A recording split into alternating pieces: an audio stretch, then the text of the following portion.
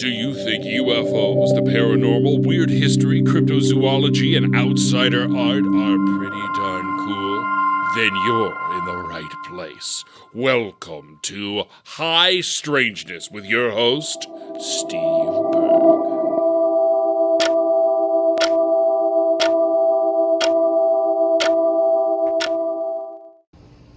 The video version. Hello, my friends. Welcome back to another episode of High Strangeness.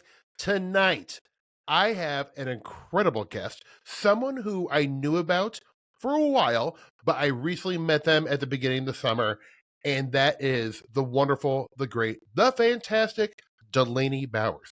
And Delainy Bowers is an independent folklorist living in South Central Kentucky. She currently serves as the editor-in-chief for Kentucky Folk Life Digital Magazine and is a researcher for the award-winning paranormal podcast Monsters Among Us. Delainy, how are you doing? I'm doing well, Steve Berg. How are you? I am so great. It's so good to see you again, my friend. Yeah, I had an air horn primed at the ready for a soundboard. I was like, no need too presumptuous. I will add it in post. Trust me, and that's a great idea. That's a great idea. If I have a personal connection with my guest, I always like to let the listeners know how we met, and feel free to jump in anywhere. But our mutual friend Nathan Isaac, famous weird Kentuckian for High Strangeness, him and I were working on a little project, and we were interviewing some local-ish people who knew what the deal was with the weird stuff in the area. And of course, we had Delainy out, and we met at this wonderful. Do you remember what was that called? The Rattlesnake Lick or something? What was the name of that campsite? You Do know you remember? what? Even if it's not Rattlesnake Lick, It might have been called that. At least in my head, that's what I'm calling it from here on out, the Rattlesnake Lick. Mm-hmm. But you were super nice to come out and share some cold beverages with us and tell us about folklore. And I have to start off with just a banger of a question. You obviously are very into folklore, but so much to the degree where you decide to make it your profession and a big part of your life. What is your journey with folklore? Were you into it as a kid? Oh, absolutely. How could you not be? I was a weird little kid. I feel like I'm assuming, Steve, that you are also maybe a weird little kid too. Yeah, I was a weird little big kid. I was gigantic, but very weird. Also just grow up into be very strange adults as well. Yeah, it's a really sort of long. I could give a long-winded answer to that. I want one. Yeah, let's hear it. I love long winds. Oh, great. Here we go. I will say, though, that when Nathan reached out to me to ask to be part of the project that you were working on, he was like, yeah, I know this guy. He has connections to Los Angeles. And my little country mouse brain was like, Hollywood. My moment has arrived. And so I was messaging Nathan. I was like, what do I wear? And I was Googling makeup tips and tricks so I could look good on camera. And I was so nervous to meet because he didn't tell me your name. And he was like, yeah, he'll be there. We'll just do, film a couple things. And I was so nervous the entire day. It didn't show at all. You were a total pro. It's because when you rolled up in your rainbow Crocs and fly fishing vest, I was like, you're fine. Yeah, this guy's just a weirdo from Nebraska. It will be okay. Yeah. I think that whole night just really sort of cultivated a lot of strange people were there with really wonderful stories and personal experiences to share. And so, being part of that group was really wonderful. But you were incredible. I mean, I just want to say, eventually, listeners, you will see this project and you will love Delaney's segment. It's like we've been doing some editing on it, and it's going to be it's so hard to edit because we just want to keep the whole thing, but then it would just be the whole episode. So, but yeah, you're making it really difficult on us. So that's always so thumbs up to you. Just fluff that ego a little bit more. There you go. We'll do. Yeah, no, just really going back to answer your question really quickly. I don't know, was always into ghost stories as a kid. I think when people sort of talk about folklore, that's an easy entry point, right? Of like ghost stories or folk tales, sort of things, fairy tales, things along those lines as well. But really, instead of using the term folklore, which places like an emphasis on a narrative part, we like to use the term folk life, which is sort of Folk life. yeah, sort of all encompassing of all artistic practices and views of cultural expression. And so, yeah, if you think of holiday celebrations, that's folk life. Right. Religious experiences growing up. Like I feel like we talked about like maybe youth group things that we did when we were Yeah. younger, and so that's considered folk life as well. And so sports that you would have been involved with, jobs that you've had, music that you were into, ways that you dress, all of that is part of folk life. And so when I was doing a graduate program for library school, I was a adult services program reference librarian for a couple years, and I decided, sort of in the middle of that I wanted to go back to do folk studies. And so Western Kentucky University had a really strong program. I was able to use my leverage as being a librarian and an archivist to sort of get into that program. And when I Beautiful. was there, I worked as the folk life in the folk life archives that Western has. So getting to work with all the folk life archive collections and seeing all the different projects that people had did in the past 70 plus years as a part of that institution. So yeah. That's incredible. So where, if you don't mind me saying, you don't have to give me the exact area, where are you originally from? So I was born and raised in Indianapolis, Oh, Indiana. okay. Sure, Yeah. sure, sure. Did my undergrad at Appalachian State in North Carolina, so right in Uh-huh. the heart of the Blue Ridge Mountains. That has a lot of sort of folklore attached with it as well. So, Mm-hmm. conceptualizations of just like uh, banjo playing or fiddle music or quilts or Right. like the really stereotypical expressions of folk life come along with that. And I've just been sort of traveling around the South since then and landed in Kentucky back in 2017, so 7 years. Right. Yeah, And you're in the Somerset, like Pulaski County. yeah, right downtown Somerset. Did you have any idea it's like just teeming with folk life and all this crazy lore and No, absolutely not. It was only when I met Nathan, right, that yeah. those things started to reveal themselves, and a lot of strange folks here around town, and just making those connections, like with Kyle Cadell and Darian Yeah. West as well. Just Yeah. everyone's here. The party's hopping. It really is. Well, I'm so it's one of these like kind of like because I was obviously friends with Nathan, big Penny Royal fan, and I've listened to it so many times, and it's just amazing that like Pulaski County is just this place. It's an enchanted place to for lack of a better term, but like it is so beautiful. It's like the one of these places I've like played out what it looked like in my head and really like revved myself up. And when I got there, I'm like, this is one of the most gorgeous places I've ever been to. Like trees, dense forest, very nice people, and even like the town of Somerset has like really like old European feel to it. The way Oh it's my laid out. gosh. Yeah.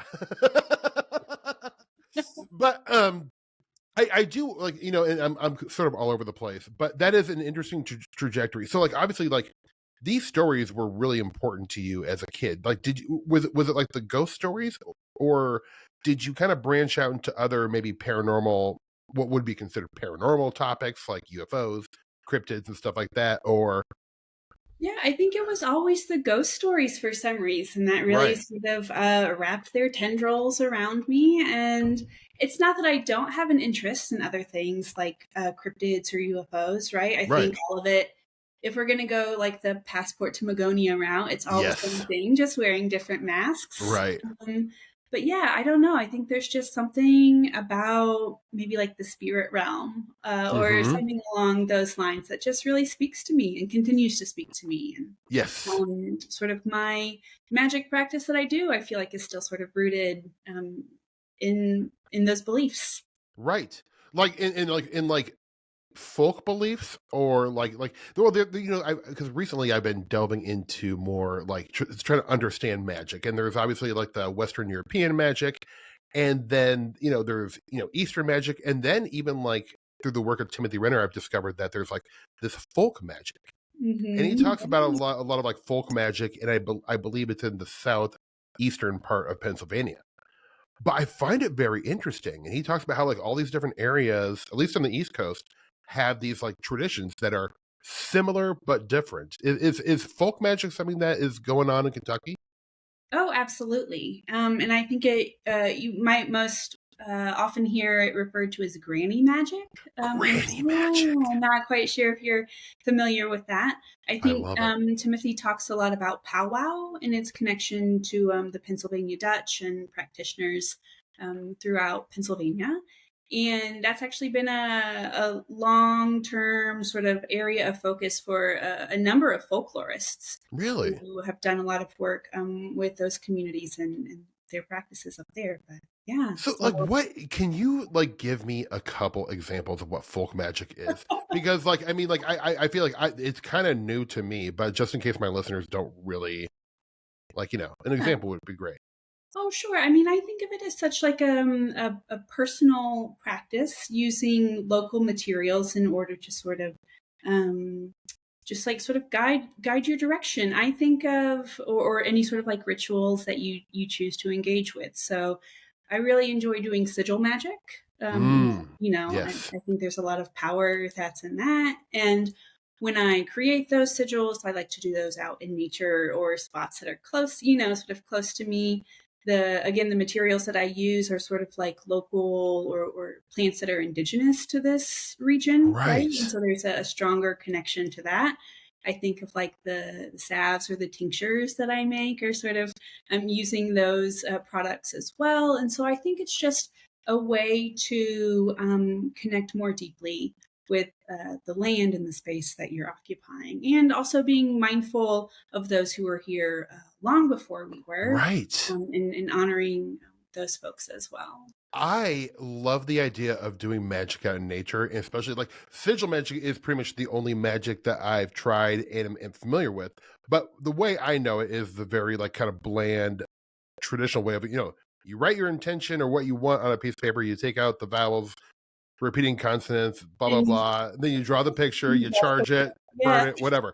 But how what are the mechanics behind like doing it out in nature? Like, is Yeah, it the same? You use a I piece mean, of paper, yeah, I would say like the same processes are involved with that. But yeah, when it comes to the burning, to take those out into nature or to right? spots that are close to me, and just creating that space of intention there while I do that ritual.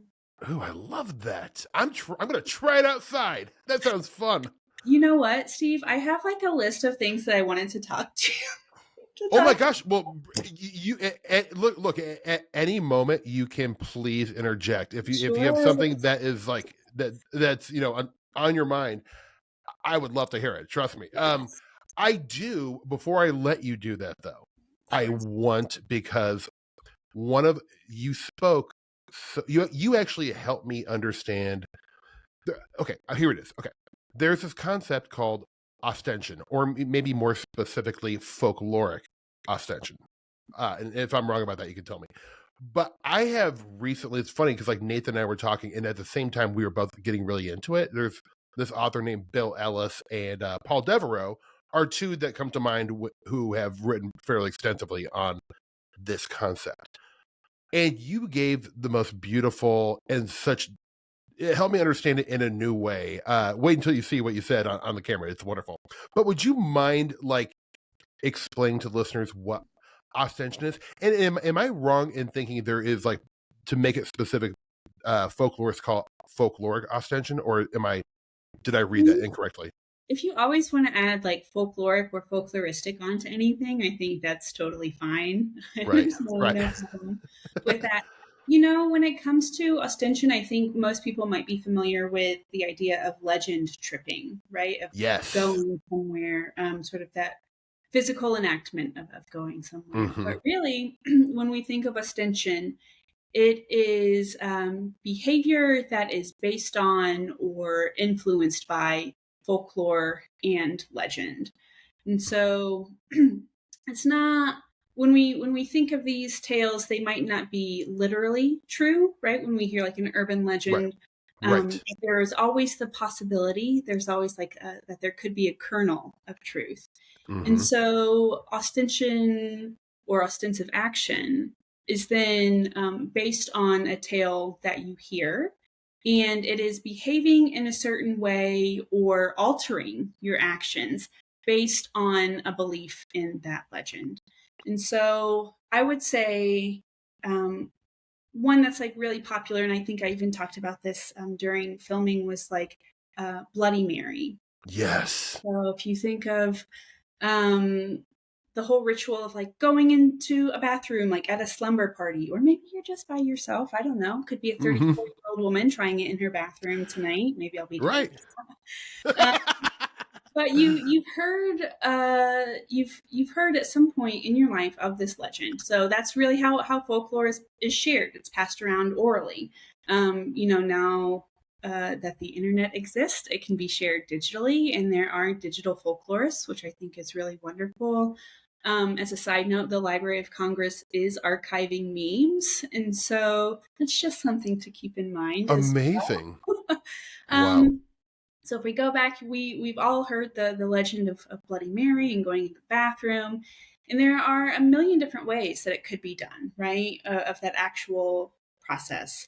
But you're going into the bathroom, you're turning off the lights, you're saying Bloody Mary 3 times. Maybe you light a candle, maybe you don't. You're staring into the mirror, and supposedly, she grabs you through the mirror and Yeah. drags you through. And so the ostensive action then is that an entire thing. You're Right. doing a physical enactment based on the legend that you heard. And so it really becomes like an Ouroboros then, of like, you hear something, you enact something, something happens to you, like you have another part of that story to tell, and then that part of the story gets shared with other people, right? So it's just a continuous cycle of how that works. Right. Right. And the comparison, like you gave up top to legend tripping, is so interesting because there's groups of people like in England, I know, for at least in the 80s and 90s, who were doing legend tripping, and Mhm. they were finding weird things.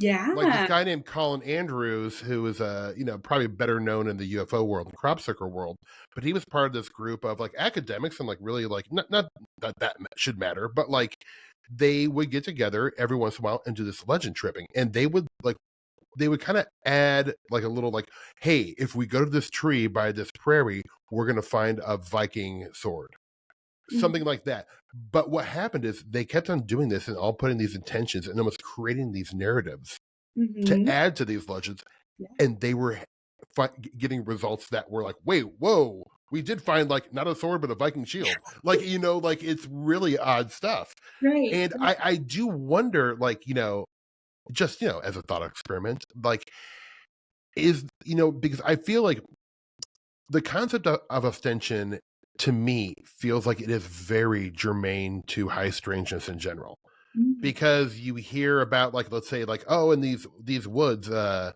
little kid was in a burning house and his ghost haunts the woods. Mhm. Whether that's true or not, and if it ever happened, people will go out there, teenagers, various generations will hear about it as an urban legend and go out there, and inevitably some people at least say they see something or experience something. And I Right. wonder, like, almost in a Jungian way, if we are co-creating these manifestations of high strangeness. Yeah, I, absolutely. And I do think, maybe aside from like the more woo or the high strangeness aspect of it too, it really does sort of, I would say, reveal a lot about our fears or our concerns or our beliefs on a societal level as well. right. And so one of the examples too that I like to use, it's action, but it's also sort of inaction. Not doing Uh-huh. something is also doing something. So Right. you hear that classic story of a kid finding like a razor blade in a candy bar Mhm. on Halloween. And so like the decision to not go out to trick or treat is also an ostensive action, right? So it's just like, or even if you watched like a scary movie at night, and when you go to bed, you pull your covers a little bit tighter because you think something might happen. That is also ostensive action. And so it's just Right. really sort of connected to these legends and these beliefs that we have, which are really influencing us on a daily basis. Yeah, more than we really know, Yeah, like even like with superstitions. I mean, like, not walking under a ladder would be an ostensive action, right? sure. Yeah, because we all know what happens when you do that. Exactly, right? Well, it does seem like to a certain degree, and I know I've talked to practicing magicians, and I always want to ask, like, and I've participated in one like group ritual. Ren Collier down at Strange Realities put one on 2 years ago, and it was super fun for me and very interesting. But I remember saying to Ren, it's like, oh, I didn't realize how much theater was involved and how important taking your role in the ritual of what you're doing is. Like, he was like saying, like, yeah, look, if everyone's not walking the same way, like the results aren't gonna be as good. So it's Mhm. like an actor committing to the character. Yeah. I wonder is with ostension is like the commitment level of do you think that has anything to do with, I mean, and obviously this is getting woo. I keep on turning things back to the strangeness. Sure. But do you think like the intention and like the more you put into it, the more you'll get out of it? Oh, absolutely. I think the amount of buy-in that you have into something, you'll ultimately see that as sort of a reward for what you're doing, right? Right. And so Right. I don't know if you're doing something like a ritual in the first place. My gosh, like there has to be a part of you Yeah. that on some level, right, even like the faith of a mustard seed, if we're going to put it into religious terms, that like something will happen if we perform it in this certain way by using these certain rules. Right. So yeah, I love that. And I did listen to the episode with Ren where he talked about preparing for that ritual, right, and Yeah. how he wasn't expecting the number of people who were involved, and sort of the practical logistics that went into creating something like that. But Yeah. powerful that must have been to sort of be in a group and perform that ritual together. It was really cool. It was one of those things where, you hear about ritual, or I've always heard about ritual magic. I'm like, sounds interesting. Probably not for me. But like I, being like an actor and a very like lover of theater and love to play characters and parts, like I love the theatrics of it. I found Yes. myself instantly, I was like, oh, I better take this seriously because Ren's putting a lot Mhm. of work into it. And the more serious I started taking it, the more I felt like the room around me was disappearing. I was buying into the world. Right. Yeah. There's a level of pageantry, yeah, that comes along with Yes. it. And so yeah, I totally understand. You're preaching to the choir I here. appreciate the coin. Well, with ostension, I suppose too, like kind of like a modern day example that was hit the headlines pretty hard and was even turned into an HBO documentary is the Slender Man situation where those two girls, I don't know if you're aware of that, like Yes. acted out Yes. the Slender Man narrative, and Right. one was murdered. So there is like a caution should be taken, right? With this Oh, stuff. Yeah. absolutely. Yeah. And I would even say too, like, something as sort of maybe seemingly innocuous as like a Facebook post. Mm-hmm. So something along the lines of like, and I see a lot of like older people sharing these types of posts where it's like, if you don't share this message on Facebook, Mark Zuckerberg will delete your Facebook account, and Yes, it's like, yes. okay, and it's like it's a weird sort of like chain email type of thing. If you don't send this to 30 people by midnight, um, Right. something bad will happen. And so it's just an evolution of things that have already existed, just taking new shapes to meet contemporary needs. Ooh, I love what you just said. Yes, so the machinations change as we evolve. I mean, what that reminds me of? The UFO phenomenon. I mean, because look, as you mentioned, Passport to Magonia, it's like I feel, and I don't know this for a fact, but that the whatever the UFOs represent, they've been here longer than people realize, and that it's just a phenomenon that change and morphs, and much like folklore. So, I mean, are could UFOs be considered folklore? Oh, absolutely. Yeah, for sure. Bill Ellis does. Yeah, like you mentioned earlier, Bill Ellis Yeah. does a lot of work with UFOs.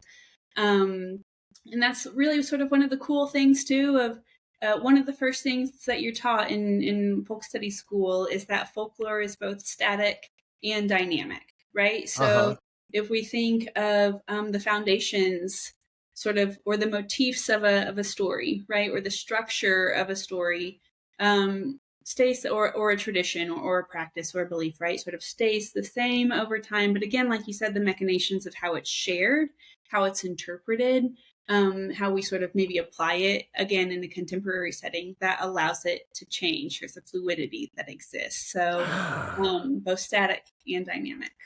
That is so interesting to me. Like, and this is probably a dumb question, but I like asking dumb questions. Where you're from, like obviously, like urban legends. Like there's shared national ones that we all kind of know about, but then there are different, like localized urban legends that emanate from a certain geographical area. So, like where you are from and where you are living, that's gonna largely determine the kind of folklore that's around a person. Is that right? Yeah, absolutely. And when it comes to urban legends or contemporary legends, there's a term for that. And I think I've shared it before, but I love it so much. It's like one of those things that just got lodged in my brain the first time I heard it. It's called oikotypification. Oh my gosh, can you spell that? Oiko, like Oiko, Okay. oikotypification or an oikotype. Oh And my so gosh.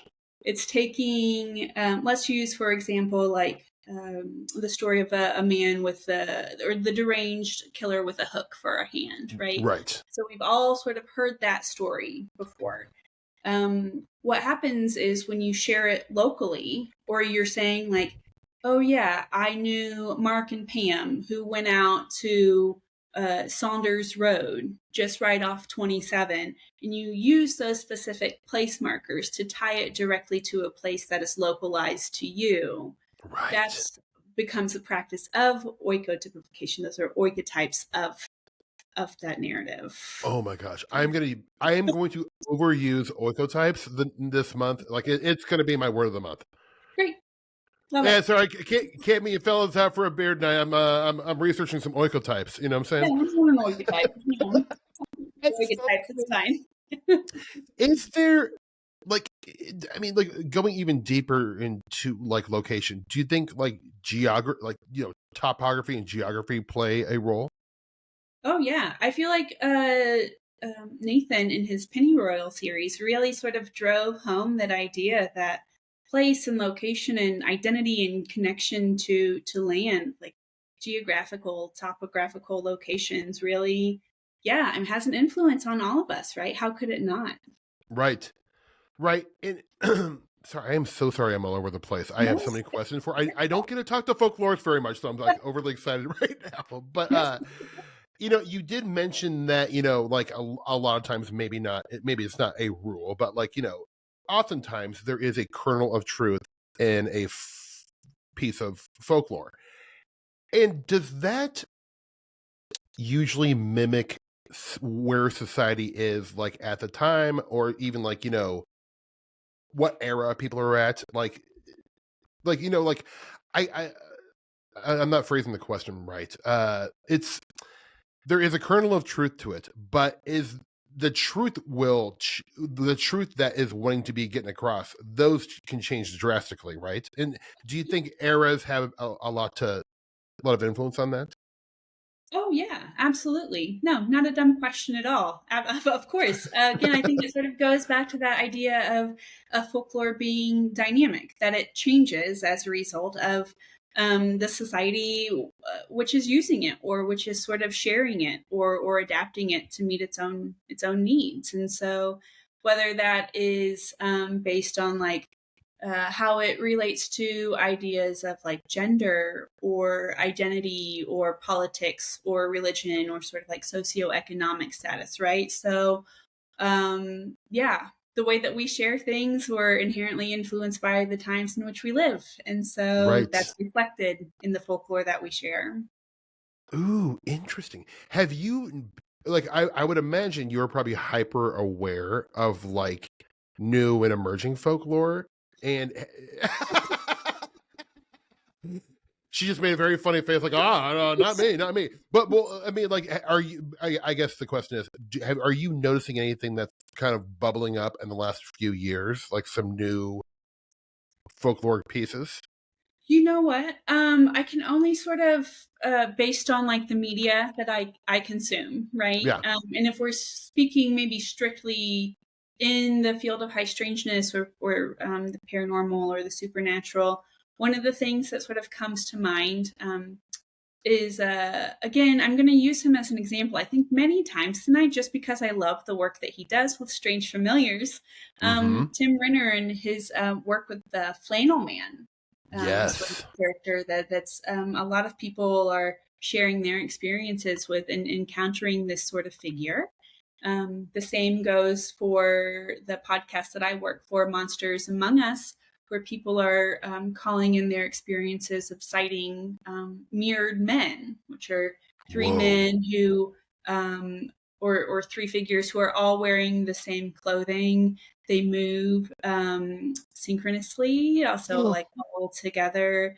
There are elements of lost time when Ooh. people witness these three men, and just yeah, sense of uh, like unease that comes along with that as well. And so I think all it really takes is one person to share their story or their sighting, and people feel more confident and more comfortable to sort of come out and share their own as well.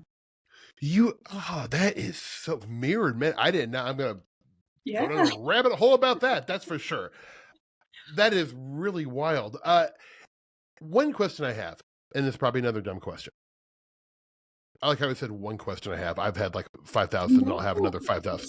you're doing really great. I think when we first we were like we both said that we love asking people questions, right? And so Mm-hmm. I think either we're just like nosy as hell, Yeah, but I also think it just helps both of us relate to people a little bit better. As it does. I hate answering questions. It's not. Oh, you're doing great. I think in my role as a folklorist, I'm always the one who's asking the question, Mm-hmm. right? Especially when like oral histories are concerned. So sitting down Right. with people and asking these very sort of structured questions, I don't have to do any of the talking, and so when it's reflected back at me, I'm like, God, so I silly. have nothing to say.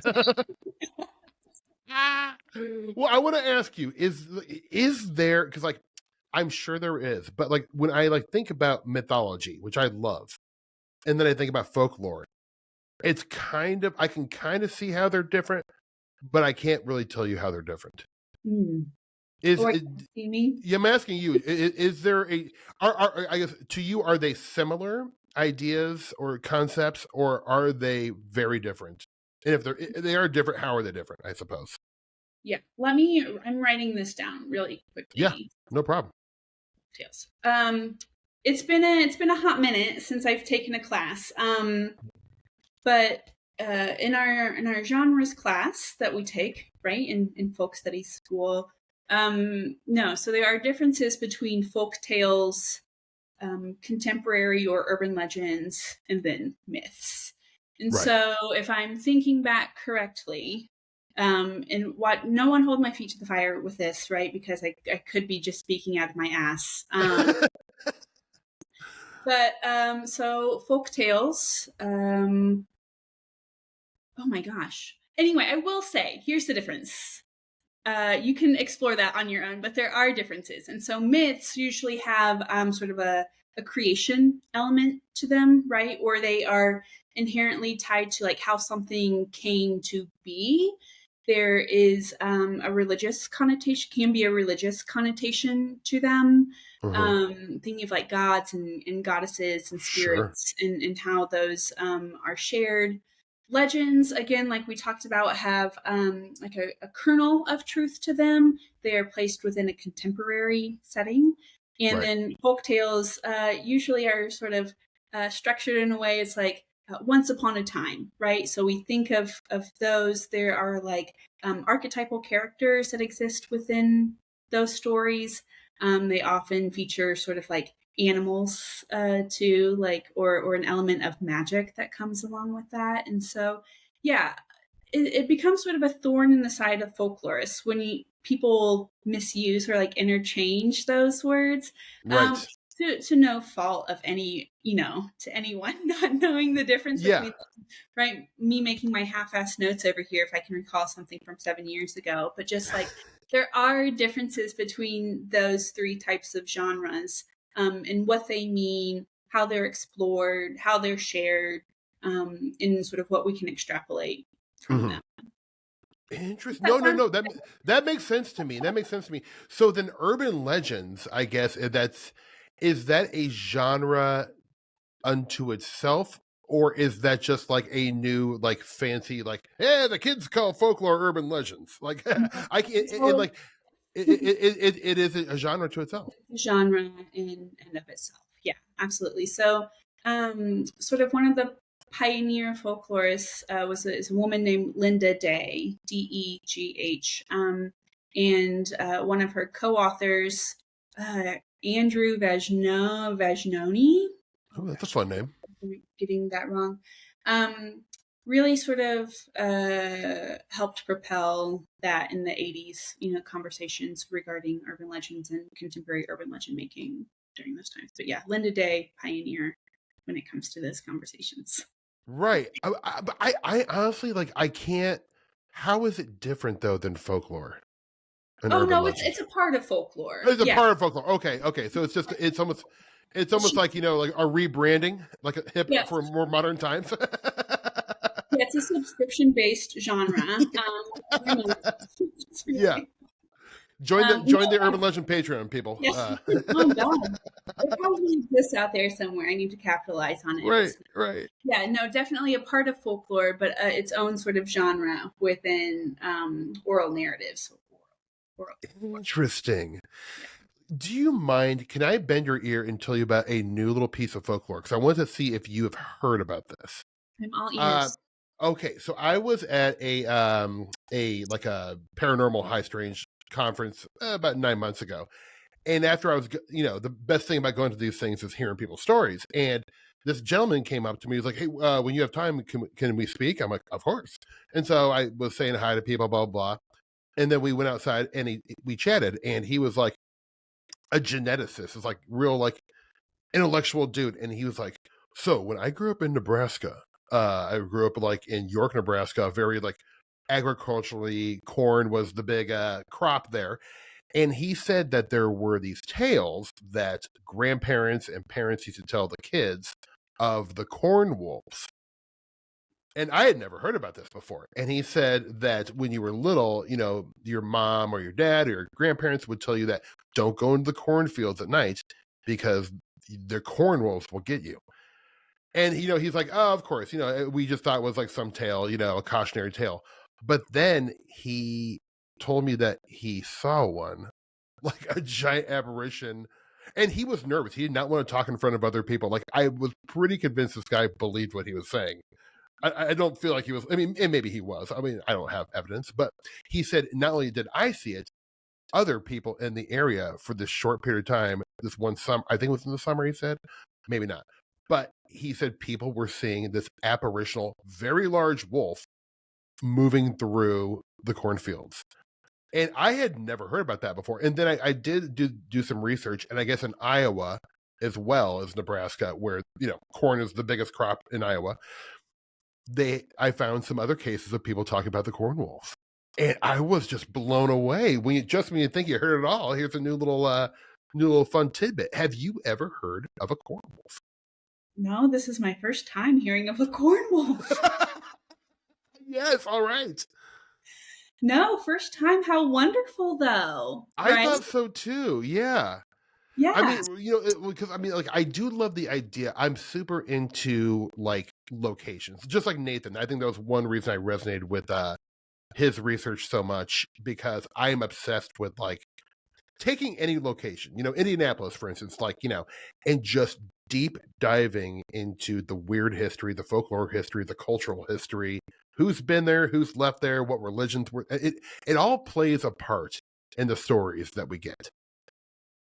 Yeah. And Oh, absolutely. and I think that's interesting. So I would ask you to pay attention, keep those feelers out for any Cornwall stories. We'll be I'm trying to listening. gather some. Well, speaking of American folklore, in my opinion, Bigfoot has never been bigger. Bumper stickers, people have Bigfoot cutouts everywhere. Even in when I lived in LA, like people would have like Bigfoot stickers. And that was not something I saw 10 years ago. So Bigfoot really is just having this massive amount of popularity. And to me, it almost seems like Bigfoot is like this American folk legend that has now become almost like the mascot for, and I'm not saying I think there potentially is something to Bigfoot. So I'm not saying like, oh, that, it's just a made up thing. But I do feel that Bigfoot's become part of American folklore. Am I now crossing streams and kind of confusing what folklore is by saying that? No, absolutely not. Okay. No, you know what, I say that. This past weekend I went to a mini conference in Bowling Green. A Bigfoot mini conference. And amazing. So all day on Saturday. The folks who have been featured on the show Expedition Bigfoot, right? Fun. Sort of those popular shows on like Discovery Plus or the Travel Channel. Sure. So they spoke about their experiences, and it was just really interesting to hear. I'm not a particularly big Bigfoot gal, right? Uh-huh. I know we get for the Monsters Among Us podcast, we get a lot of calls from people, right? A really popular sort of topic of discussion, people having Bigfoot sightings, or they heard calls or knocks or smells, right? Had things charge at them in the woods. And so sort of lumping all of these things together. I'm sort of Bigfooted out. I don't know if that's like a thing. If I'm allowed to say that or not, but it's You are. Yeah. Oh, great. As if anyone's going to really take it as a opinion. Yeah, I don't. It's really no. I can see how it's easy to sort of lump Bigfoot into this like American or like Americana idea of folklore and cryptids and cryptozoology, right? It's just a really easy thing to point to. I would say that's maybe in contrast, as you were saying, there's something called fake lore as well. Oh. And so those are specific. Paul Bunyan is the one that comes to mind. It's part of the creation of the logging industry and creating these legends, and to sell sort of, again, this idea of like industrialization and sort of supporting that industry. But yeah, I don't know. Bigfoot, really, I think it's just people are primed for it. Right. When they go out into the woods, if you're already, again, if you have that kernel of belief, I think then you're slightly more willing to interpret any experiences that you have through like a Bigfoot or Sasquatch lens, if that's possible. And so I don't know, everywhere. And for the first time, Steve, I was really going to go on a long tangent about this. I had, again, in my notes that I was going to share with you. Ooh. But no, I don't know. Have you ever come at this Bigfoot conference? A well-respected professor in the field of like anthropology at a university.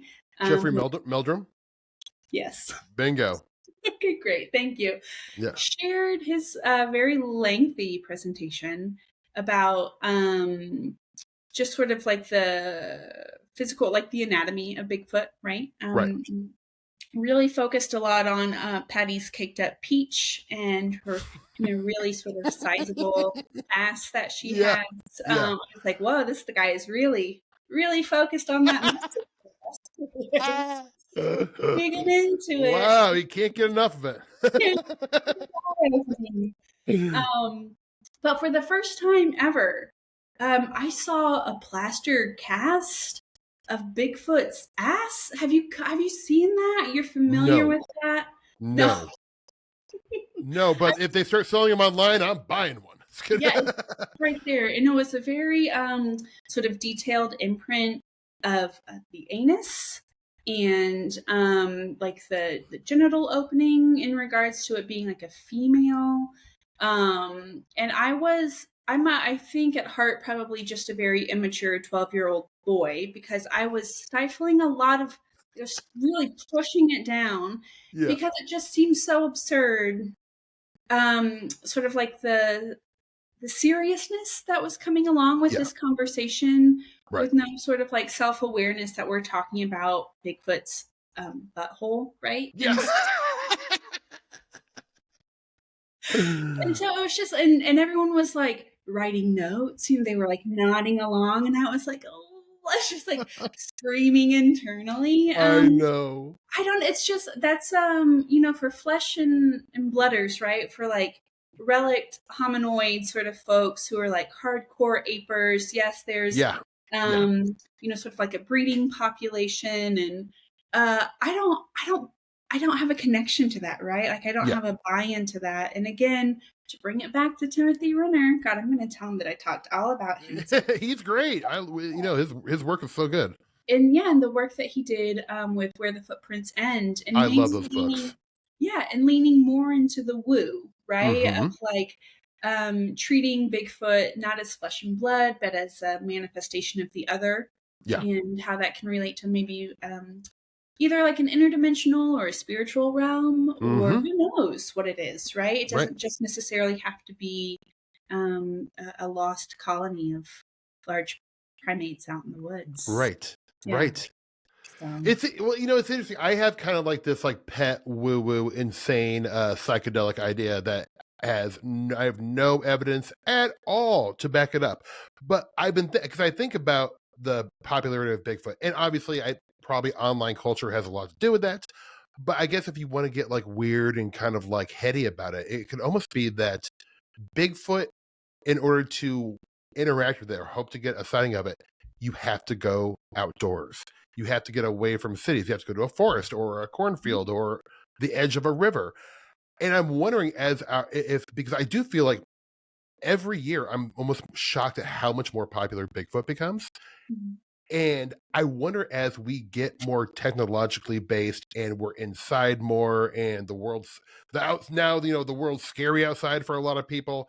I wonder if the Bigfoot is like this metaphor to get us one outside and to adventure again as adults, and two, just to enchant one's life a little bit. So you're not just going out on, like, because like when I go out on a hike, and this is probably maybe like my own weird psychological thing, but even like if I go on a hike or I go into an art gallery, wherever it is, I'm always tying in high strangeness in some way. So when I go on a hike, I'm not just enjoying nature and stuff. I'm also like, maybe I'll see a fairy. Maybe I'll see a giant black cat. Do you know what I'm saying? And there's a kernel of belief in me that feels that like there's a chance I will. And I'll never not have that. No, But absolutely. Yeah, the chance to interact, or like the idea to like interact with an elemental, God, that's all I want to happen when I go out on a hike, right? me Like, too. please, something happen. Right. I would say within the past 6 months or so, my parents have started going on hikes more, Oh, right? lovely. They're preparing next year. They would like to hike the rim of the Grand Canyon, and so Ooh. they're really sort of like working up to that. And we've gone on a couple of hikes as a family, which is really nice. Awesome. And so, a personal practice of mine has always been like, when you first are like at the trailhead, you say thank you, right? Or like thank you to the trees for allowing us Right. to walk through you today. Like we are going to be respectful of you, right? So just being really mindful of things that exist and that are sentient in this space. And the first few times my parents are like, oh my God, like what a weirdo. Like this is what we raised. And so I would make them say thank you. And there was one time when we finished the hike, and my mom said, Delainy, you didn't say thank you. And so really so we all said it together. We all thanked the woods. And it was just, a really special moment of just being again, connected to the land. Yes, a Yeah. sense of curiosity and play and engagement with the physical environment. That's cool. I think that's just so lovely too. It's like, not that you need to add anything to make the outdoors and nature even, more wonderful than it already is. But why not? It's like this I mean, I know the word gratitude has like been thrown in our faces so much that it's almost lost meaning. But like, it is nice to like extra connect with nature, and whether that means thanking the trees or being respectful and thanking when you leave. I love that. In fact, from now on, when I start my hikes, I'm gonna thank that forest because it doesn't need a big old weird dude like tromping around in it. It's allowing me to do that, so I should thank it. There you go. Yeah. I know that you were on the Bigfoot Collectors Club recently Yes. to your episode, and so I was going through the back catalog, or just a few episodes before you. John Tenney, right? Was that Yeah. He's wonderful. absolutely? And something that he was talking about that I've started doing is another sort of small ritual of gratitude is when you're making your bed in the morning to sort of thank your ancestors for working as hard as they did to lead to you to be able to have a safe place to lay your head at night, Yep. right? And Yep. all the folks who, again, put in a lot of time and effort and energy to make sure that you're safe today. And so, like, when I'm, fluffing up my pillow Yeah. and putting on my blankets, it's been a thing that I've been practicing lately. And it's just an extra step, I think, during your day to really ground yourself and take that minute of mindfulness, Yeah, exactly. And also, like, I will say this: there's so many wonderful results for practicing mindfulness and stuff, but it's also like, and I keep on going back to this word enchanting, and maybe because like, society is crazy, the world's nuts right now. It's not like in the best shape, but like, enchanting one's life with like little things like that may just change how you behave the rest of the day. And I love how John goes even further with that. And I might butcher the phrasing, but it's something to the effect where he says to his ancestors, "For the bad ones, I'm going to do better. For the good ones, I'm going to make you proud." Oh, And wow. I'm Yeah. like, that's really nice too. So it's not just like, Tanny. Well, he's an old soul. He's next level. Yeah. I want to ask you this. So then this is welcome back to the speculation station here, because this is going to, this is like a tough thing to answer, but it's fun. Hell, come on, it's good times. But do you think that the greater awareness one has of the folklore around their geographical location, the greater chance one has of experiencing the strange and unusual? I would like to say yes. I feel like, though, I have been so thirsty to Mm-hmm. experience some. I don't know if this is also speculation, right? Right. That I so badly want to have this like big, meaningful, high strangeness experience. I think it can sense my desperation. I And feel it's the like, same. I feel the no, same.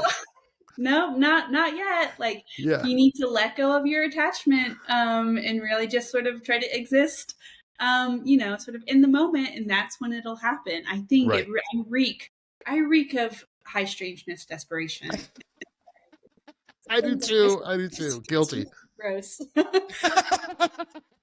but I would say, yeah, absolutely. Or at least, again, being cognizant of the folklore that exists within your area, and maybe being able to ask more people about their experiences, or creating a safer space for people to be able to share those experiences Right. and talk about them in that sort of way, right? And Right. so I that's always like the first thing that I do when I'm like at a bar or at a party. I can't help it. I think I'm like, that's always one of my first questions.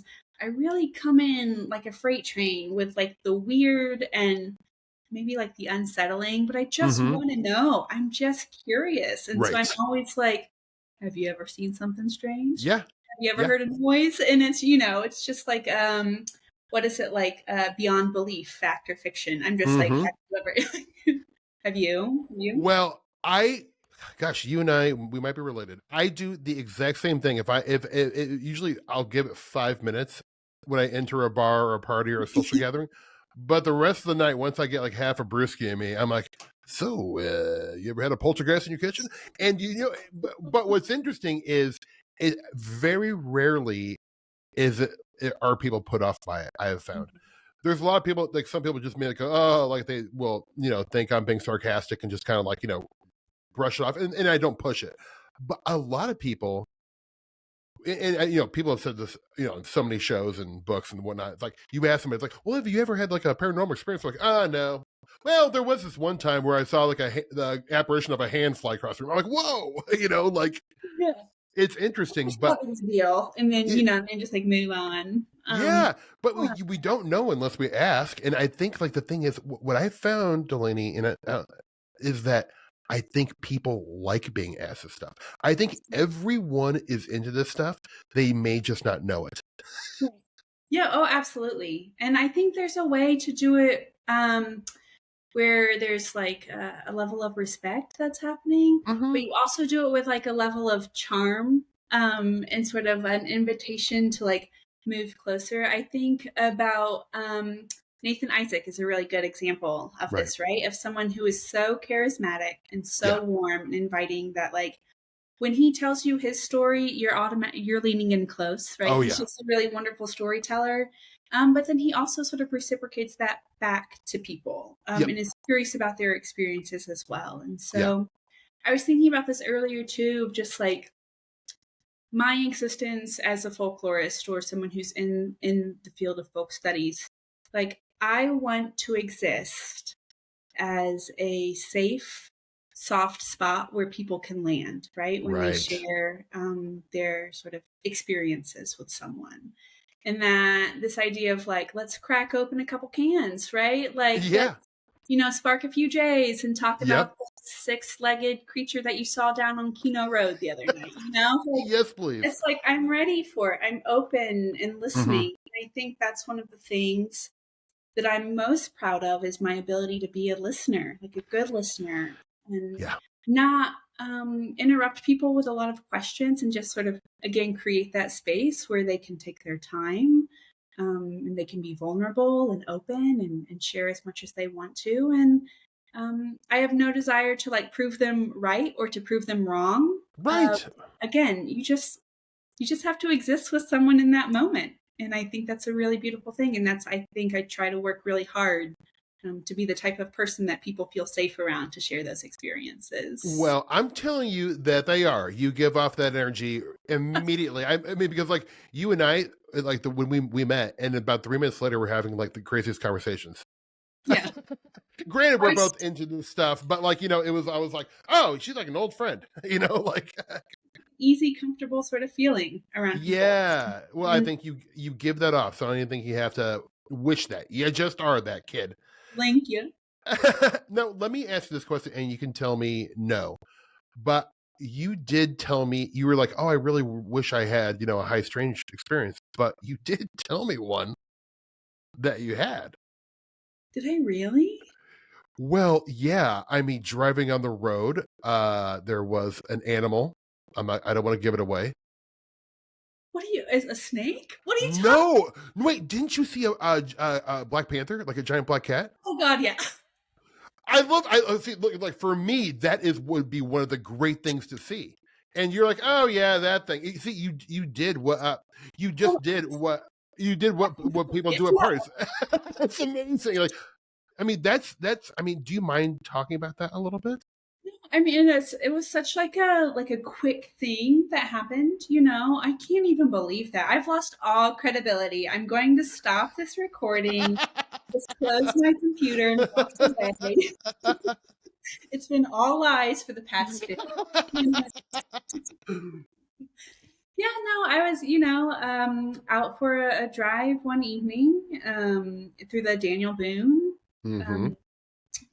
Daniel Boone Forest, and was on Highway 39, sort of a well-known location for strange things that have happened, right? And so I was crossing the border from one county into another, and again, sort of that liminal space. If we're going absolutely. At night, just sort of on my own, really just sort of zoning out. And across in front of me from the right hand passenger side, in just like 1-2 bounds over, Black Panther, right, with that tail. So it go over that guardrail. I was freaking out. I called my partner at the time, I was just screaming at him. And, you can't really do anything about it in that moment. It's just that experience that you've had for yourself. And I remember pulling off into a church parking lot and calling Monsters Among Us, right? Because years before I started working for them, and recounted my tale. And it was just, another entry into a massive logbook of people experiencing this same sort of sighting. Yeah, I mean that area, and Nathan has a ton of documentation. I mean, black cats, the big black cats, ABCs, alien black cats, whatever you want to call them, they have been being reported for a long time in that exact area in the Daniel Boone. Like, yeah, right over there. And so it makes, and always come back to the sort of authority figures, or sort of saying, oh no, we haven't had those in this area, those don't exist here. And right. I'm sort of more inclined to believe the people who've actually seen them or experienced them. Right. I mean, you did yourself. I mean, like, and the thing is, it's like, okay, like, because Nebraska has had its share. I have like newspaper articles from the 1890s of them circling like little schoolhouses in the country, like mayors hiring people to go kill these things, right? And while mountain lions very recently have been reported in Nebraska, as far as I know, they have never found a melanistic mountain lion. Sure. Yeah. So I mean, it's sort of the same thing for here as well. And again, I'm the person who listens to the phone calls as people sort of call our hotline for the podcast. ABC sightings all the time, wow. And UFOs, ABCs, and Bigfoot, I would say, are really sort of our top 3 calls that we get. And yeah, they're everywhere. They're people are everywhere. Seeing them in broad daylight, right? Which sort of lends even more credibility, I would say, to seeing something like that. I could easily see people poo-pooing my existence because it was dark, right? It was pretty late at night. But with headlights, I mean, you can see. Yeah. I mean, like right across, and it was just and it's funny to think about it now, where earlier I said I was too thirsty for it, too desperate for it. And I think in that moment I wasn't thinking about anything, like it was just in this space of, like we mentioned, a liminal space, things sort of in and out. And thank you for reminding me of that again. Yeah, it's like, well, okay. No, I mean, because the story had an impact on me, because I don't think I've ever met anyone who's actually had. I know of a lot of stories, and I have a bunch of documented cases from Nebraska, and we all know that maybe there's tons in Pennsylvania. They're all over the place. Yeah. But, I mean, you saw this thing. Like, obviously, I'm sure this came across your mind. You're like, what did I see? What does that represent? And what does that mean? Is that a physical flesh and blood creature, or did I see a manifestation of the woo-woo weird? Yeah. And how do I choose to interpret that? For me, it felt like a very flesh and blood sort of thing. Yeah. But I guess I've just filed it away since then. Haven't really ruminated on it. Just like I said, just one of, probably thousands of people who've had a similar encounter. And just that's the thing about the paranormal or the supernatural, right? Those like meaning beyond. Yes. And so like I think that's, people want so badly to be able to have some sort of empirical data or a way to test or refine, and that's just, I don't know if that's how it works. I don't think right. Evaluate or measure or sort of catalog in a scientific way these experiences. They exist beyond the realm of the normal. Right.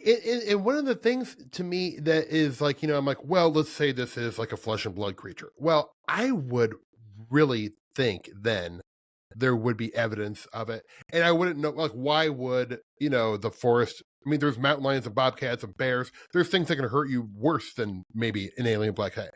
But like, if this thing is a flesh and blood mundane creature, why would they hide that from us? It does that part doesn't make sense to me. Yeah. What are they doing over there? It's a intergovernmental conspiracy, really. No. Just, Yeah, but it's so odd to because Nathan has found this connection with corn and like these like kind of prehistoric like groups that had a lot of corn like imagery of black cats emerging from cornfields.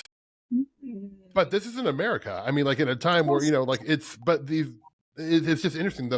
The black cat archetype is something that's been around for a while. It's not really a new phenomenon. I think a lot of people think it's newish, but even in England, in the UK, like there's certain areas where there are still tons of black cat sightings. But there's no giant felines in England that that I'm aware of. And I say flesh and blood because it seems so real. And in that moment, right? It had a weight to it, a shape to it, something very physical in that sense. But who knows? If we're gonna go with corn, sort of cougars, corn wolves, it's the corn. It's always been the corn. It's always about the corn. It always goes back to corn every time. The children are from there, the bad children. It's interesting. Well, in Twin Peaks, I mean, I know it's a TV show, but I think there is a kernel of truth to Twin Peaks on the way this like weird stuff works. But corn is a big imagery piece of the weird, so it's like David Lynch and Mark Frost, they're always ahead of the game. I want to please.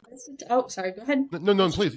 You. Such a versatile vegetable. I think of all sort of food waste are a really big part of folk life, right? Food waste traditions and our preparation and our consumption of them, and just thinking of all the church pitch-ins that I went to when I was younger. The amount of corn dishes that exist, a pudding, a casserole, a nugget.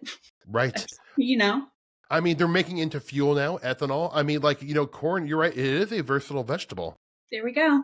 It can be dried and preserved. Yeah. Like corn is life. Only takeaway from tonight's podcast is corn.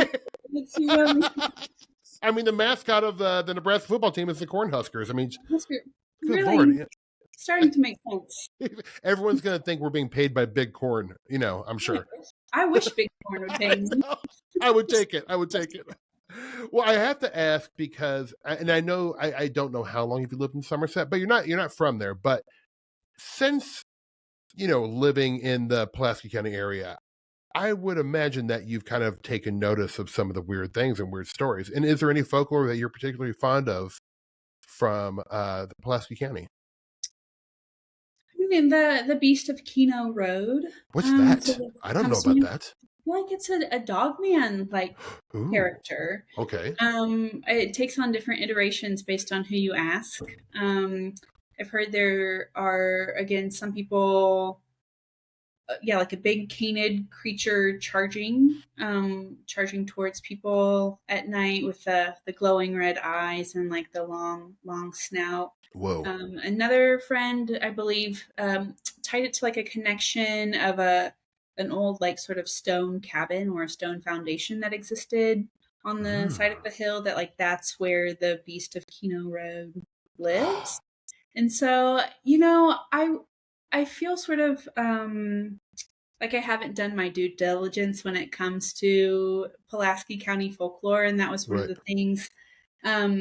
I've been working on a lot of projects lately, and so now that I have some downtime, that was really one of the things that I wanted to dig into, is get to the Pulaski County Historical Society has a really wonderful archive of materials there, and just really sort of sit down. There was someone who created a really neat sort of zine, right? Like a localized zine based on the folklore of their hometown. And I was wanting to do something really similar, and that put it together. So that is such a wonderful idea. Oh my gosh, a local zine of the local what? I love that inspiration. I might have to steal that for the 3 other people in Nebraska that would be interested. My mom, my dad, and maybe my wife. Yeah. They'd buy copies. Well, I want, first off, thank you so much for putting up with kind of my amateur hour questions.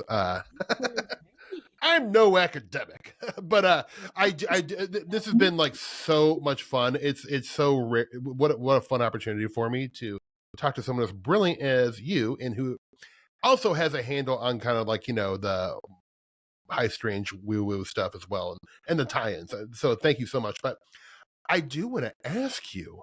You went to Scotland fairly recently. Yeah. And first off, I hope that was the best time ever. But did you get into any like the folklore there? The fairy faith and all that good stuff. Yeah. Well, I visited Loch Ness, right? Like, how can Hell you yeah! not? Hell yeah! There's a really wonderful Loch Ness Center that's there. Very high production value, going through all these different rooms. Very interactive. Heavily leaning, into the lore that exists there. Beautiful.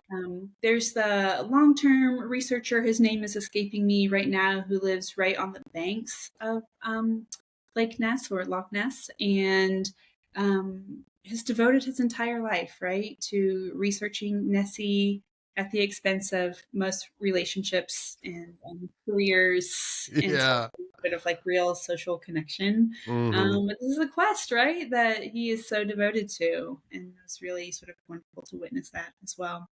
I will say that I went as like a typical American, went on a bus tour up to the Isle of Skye, and our tour guide was wonderful, and it was one of those like 12-hour days where you're just like hitting all these different spots.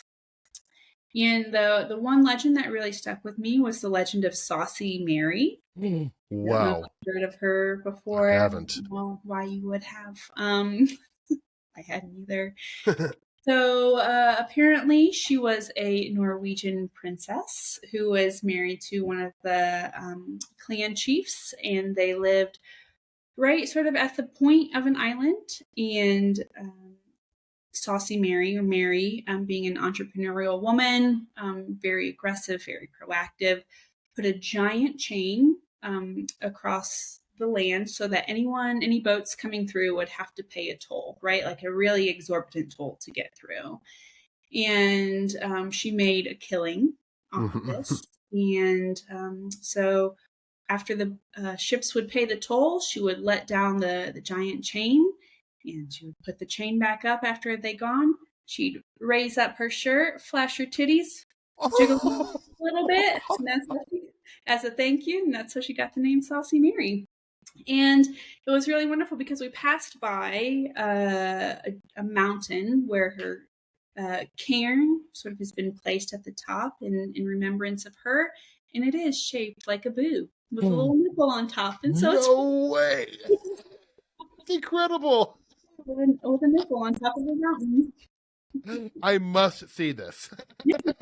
Mary, what a wonderful sort of businesswoman. Great. Yeah, very enterprising. That's incredible. That's so funny. Saucy Mary. How long were you over there? Just 10 days, right? So I was meeting up with a group of people who listen to another sort of cryptid podcast. And so it's really nice to know that there's just a nice community of weirdos who exist out there, There is. It is very comforting because being into this stuff, I've said it ad nauseum on the show. Like for most of my life, I was very lonely in my, I just didn't talk about this stuff much, I guess, because I didn't have friends who were into it for a long time. And now I do. And that is so comforting. Yes, yeah. Yeah. We'll be weird freaks with people. It's very nice. It is. And now we're freak buddies. So it's so fun. Delainy, I got to tell you, you are an absolute gem. I really would hope you come back on again and we can talk more because I have a zillion questions for you. I love it. Thank you so much. Oh my gosh, thank you. Is there anything you'd like to plug, or is there a place people can find more of your work? Yeah, so I would encourage people, if they want to listen weekly every Thursday to Monsters Among Us podcast that comes out. And if you are, for some reason, super interested in Kentucky folk life, the Kentucky Folk Life digital magazine that I edit can be found at kyfolklifemag.org. And go through all of our issues that we have. That is awesome. I'm writing that down. I will put all this in the show notes. Delainy Bowers, thank you so much. You are a wonderful person, and you are doing very important work, because the biggest fear of mine with all these stories of high strangeness, folkloric stories, even mythology, and even history, is that this stuff will go away if people do not take the time to document it. So thank you for doing what you're doing. It is really important to everyone, even if they don't know it. So bravo to you, my friend. Oh, bravo to you. Bravo to both of us, right? Let's take a bow here, and hopefully the checks in the mail from Big Corn, so we'll both be able to travel and go see weirdness everywhere, Corn. Yeah, please, Big Corn. Delainy, thank you so much. Everyone, thank you so much for listening to another episode of High Strangeness. We will talk to you soon. Peace.